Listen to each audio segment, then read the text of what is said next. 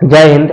आज हम लोग को देखना है यहाँ पे आईपीसी धारा। आईपीसी धारा क्या होता है? तो आईपीसी धारा वो धारा होता है कि इंसान अगर कोई जुर्म करता है, कोई गलती करता है, तो कानून उसके तहत में उसको सजा देती है। ठीक है ना। आईपीसी धारा ये होता है कि सजा मिलना और सजा से छुटकारा होने का होता है आईपीसी धारा होता है। यानी कानून के खिलाफ जो भी हम लोग काम करते हैं, उस कानून के खिलाफ सजा कौन सा मिलेगा और किस प्रोसेस से हम लोग छूटेंगे, ये सारा इसका हम लोग के आईपीसी धारा के अंदर आता है। ठीक है ना। तो आईपीसी ऐसा धारा है जो कि सरकार के अंतर्गत आता है, जिसके तहत में आम नागरिक जो भी कोई गलती करते हैं तो उनके तहत उनको सजा मिलता है या उनको छुटकारा मिलता है। ठीक है ना। तो इसी को हम बोलते हैं आईपीसी धारा, जो कि सरकार इसको बनाया है। ठीक है ना। ये तो आईपीसी धारा यानी इंडियन पेंशन कोड। ठीक है ना। भारतीय दंड संहिता। ठीक है ना। इसका हिंदी होता है, जो कि इसमें 511 को इसमें धारा है। ठीक है ना। तो पारा पर देंगे सब धाराएं क्या क्या होता है। ठीक है ना। आज के एक वीडियो में पूरा कवर ना होगा, इसको 2-3 पार्ट में बनाया जाएगा, लेकिन आज के वीडियो में इतना जानेंगे कि किस धारा का मतलब क्या होता है। ठीक है। इससे पहले यहाँ पर धारा 1, तो धारा 1 में क्या होगा कि संहिता का नाम तथा उसके विचार, यानी जो फर्स्ट धारा में इसको फर्स्ट धारा को हम लोग पढ़ेंगे, तो इसे हम लोग ये बोलना है कि संहिता क्या है, धारा क्यों लगता है, धारा के बारे में पूरा डिटेल दिया है फर्स्ट धारा में। धारा क्यों लगता है, किस पे कौन धारा लगता है, ठीक है ना, किस अध्याय में कौन सी धारा के बारे में बताया गया है, या ये पूरा जो निचोड़ है, निचोड़ जो है इस आईपीसी का, ये धारा फर्स्ट में बताया गया है। ठीक है ना। इसका नाम और इसका विस्तार के बारे में पूरा फर्स्ट में बताया गया है। सेकंड यहाँ पर धारा 22। धारा 22 का मतलब क्या होता है, चाल संपत्ति की परिभाषा। मतलब जैसे कि हम लोग बैल रखते हैं, गाय रखते हैं या गाड़ी में रखते हैं, जो चीज चलता है, साइकिल मोटरसाइकिल, हम लोग का बस ट्रक हो गया, ठीक है ना, बस हो गया, ट्रक हो गया, या हम लोग का माल मवेशी हो गया, इस सब के तहत यानी धारा 12 के तहत में इस सब का परिभाषा दिया हुआ है कि कैसे हम रखेंगे और कैसे इसका पालन पोषण करना है, इसको अनलीगल नहीं करना है, इसको लीगल कैसे रखना है, ये रख रखाव से लेकर सारा उसको गैर कानूनी कार्य नहीं करना है, जो कि हम लोग का धारा 22 में बताया गया है कि चाल संगति की परिभाषा, यानी जो चीज चलता है हम लोग के पास में है, उसको कैसे करें ताकि वो कानून के खिलाफ में ना जाए, उससे कैसे हम रखें कि वो कानून के खिलाफ में ना जाए। ठीक है ना। यानी कानून के खिलाफ ना हो। ठीक। इसमें धारा 22 में पढ़ेंगे। धारा 24 में क्या है, बेईमानी की परिभाषा, यानी कोई व्यक्ति किसी से बेईमानी कर रहा है, किसी का जो कोई जमीन ले रहा है या किसी से कोई चीज का भी बेईमानी कर रहा है, पैसा का बेईमानी कर लिया, ठीक है ना, तो धारा 24 में उसके बारे में विस्तार से बताया गया है कि कैसे उसका सजा मिलेगा, कितना दिन का सजा मिलेगा और क्या होगा उसके साथ। ठीक है। ये किसमें धारा 24 में बताया गया है। धारा 40 में, धारा 40 का अपराध की परिभाषा, यानी धारा 40 में बताया गया कि अपराधी लोग कौन कौन सा है, यानी क्या क्या काम करने से आदमी अपराधी होता है सरकार के नजर में, ये किसमें धारा 40 में इसके बारे में बताया गया है कि धारा 40 में बताया गया कौन सा अपराधी है और क्या क्या कार्य करने से आदमी अपराधी बनता है सरकार के नजरों में। ठीक है। धारा 84 इसके अंदर क्या होता है कि विकसित व्यक्ति का कार्य यानी विकसित मतलब ये होता है कि जब यहाँ पर कोई पागल व्यक्ति है जिसका दिमाग का संतुलन बिगड़ गया है, ठीक है ना, वो व्यक्ति कोई कार्य करता है तो उसके तहत कौन सा सजा मिलेगा, उसको कौन सा सजा मिलेगा आईपीसी धारा के अंतर्गत, या तो हम लोग के 84 में इसके बारे में अध्ययन करना है। ठीक है ना। यानी पागल व्यक्ति के बारे में धारा 84 के बारे में, धारा 84 के अंदर अध्ययन करना है। ठीक है ना। पागल व्यक्ति के, ठीक है ना, प्रेम पुजारी लोग के इसमें भी होता है। ठीक है ना। जितना लोग प्रेम में पागल होता है ये सारे लोग इसी के अंदर आ जाते हैं। ठीक है।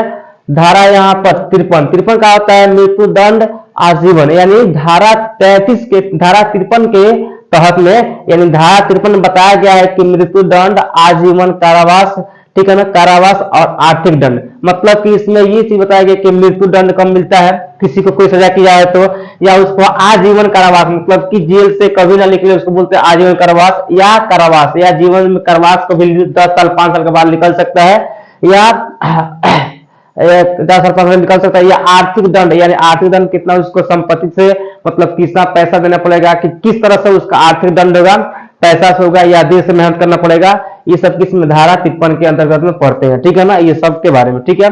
धारा 53 में कि मृत्यु दंडादेश का रूपांतरण, यानी किसी को मृत्यु का सजा सुना दिया गया है तो उसको कैसे निकला जाएगा, वो कैसे बचेगा, ये सब के बारे में किसमें हम लोग धारा 54 में पढ़ते हैं कि मृत्यु सजा होने के बाद उसको कैसे बचाया जाएगा, कैसे क्या होगा प्रोसेस, ये सब किसमें हम लोग धारा 54 में पढ़ते हैं। ठीक है ना।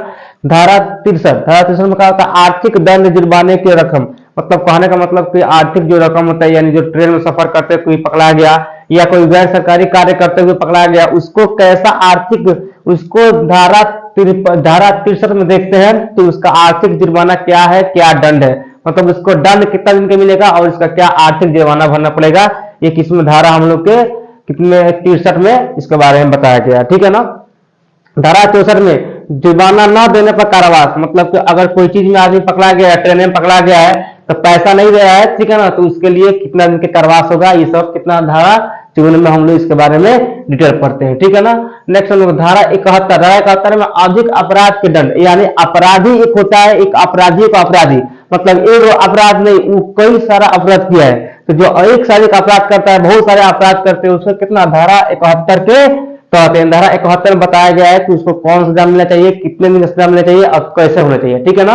ये धारा 71 में हम लोग को पढ़ना है। धारा 146 में क्या है, कानून के खिलाफ का बल पर, मतलब कि कहने का मतलब कि ये धारा 146 है जो कि कानून के खिलाफ काम करना, बल प्रयोग करना, किसी को मार देना, किसी को गाली देना, किसी को मार जाना, यानी किसी को मार जाल करना, क्षति पहुंचा देना, किसी को क्षति पहुंचा देना, ठीक है ना, यानी किसी को नुकसान पहुंचा देना, ठीक है ना, निजी स्थान पर यानी अपने खुद के स्थान पर, तो उसमें किसमें धारा 146 में उसके बारे में पूरा दिया गया है, ठीक है ना। उसी में पढ़ना है कि उसको कौन सजा मिलना चाहिए, कब मिलेगा सजा, कैसी सजा मिलेगा, किस तरह वो छूटेगा, ठीक है।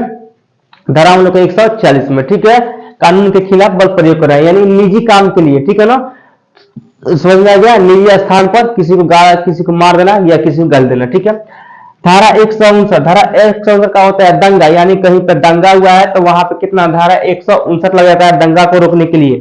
अब दंगा हुआ है तो वहां उस धारा कितना लग जाएगा, 159 लग जाएगा। अगर यहाँ पर धारा 160 दंगे का दंड, यानी अगर किस दंगा हो रहा है तो वहां पर कौन सा लग जाएगा हम लोग के 159 की दंगा वहां पे हो रहा है, तो वहां पर दंगा को रोकने के लिए कौन सा 159 धारा को लगा दिया जाएगा ताकि दंगा रुक जाएगा। यदि यहाँ पर धारा 160 यानी दंगे का दंड, यानी दंगा में कौन कौन सा मेन आदमी है, मुख्य आदमी है, उस पर जो दंड लगेगा वो किसमें हम लोग के 160 के अंतर्गत, यानी 160 में बताया गया है कि दंगे का दंड किसको किसको मिलना चाहिए, कौन कौन सा उसमें अपराधी है, अपराधी अगर पकड़ा गया है तो कौन सा उसको दंड मिलेगा, ये किसमें 160 में इसके बारे में पढ़ना है, ठीक है। धारा 191, धारा 191 का अपना मिथ्या साक्ष्य, मिथ्या साक्ष्य का मतलब क्या होता है कि किसी के प्रति झूठा सबूत देना, झूठा गवाही देना, झूठे सबूत के लिए पेश कर देना। उसमें क्या होता है 191 के तहत उसमें बताया जाएगा कि जो इंसान अगर झूठा सबूत ले आकर पेश करेगा, झूठा बात बोलेगा, उसको कौन सजा मिलेगा हम लोग के, तो धारा 191 में उसको बताया गया, ठीक है ना। मिथ्या साक्ष्य का मतलब ये होता है कि झूठे सबूत को पेश करें या झूठ बोलना, ठीक है, सरकार के सामने। नेक्स्ट यहाँ पर धारा 302 का होता है हत्याकांड, अगर किसी को कोई हत्याकांड कर दिया है, कोई उसको मार दिया है, जान से मार दिया है, तो जान से मारने के बाद कौन सा धारा लग जाएगा, 302 लग जाएगा, और 302 के तहत उसको सजा सुनाया जाएगा। अब जो भी सजा इसके तहत इस धारा में होगा उस सजा उसको दिया जाएगा 302 के तहत, ठीक है ना।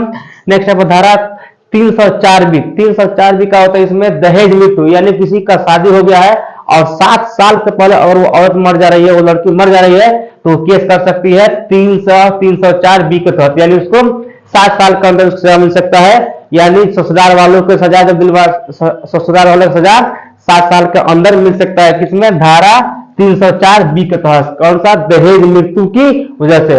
अब यहाँ पर सब कोई बहुत सारे लोग फायदा उठा लेगा, मरेगा कोई और काम से, और क्या करेगा यहाँ पे केस कर देगा 304 के तहत, यानी दहेज प्रथा के केस में, ठीक है ना, तो उससे भी लोग आ जाएगा, ठीक है ना। तो ऐसा नहीं, ये जो 304 है ये दहेज मृत्यु है, सिर्फ 7 साल के अंदर कोई औरत को अगर टॉर्चर कर जा रहा है, टॉर्चर करके मारा जा रहा है दहेज के कारण, तो उस पर कौन सा केस होगा हम लोग के 420 के तहत, और इसमें बताया गया उसका प्रावधान कि इसको कैसा निकलेगा, कैसा उसका साक्ष्य होगा और कैसे वो बचेगा, कैसे उसका करवास होगा, ठीक है। तो आज हम लोग को यहाँ पर ये आईपीसी धारा कुछ थे जो कि इसके बारे में आज बताया है, इसके बाद बताएंगे नेक्स्ट वीडियो में।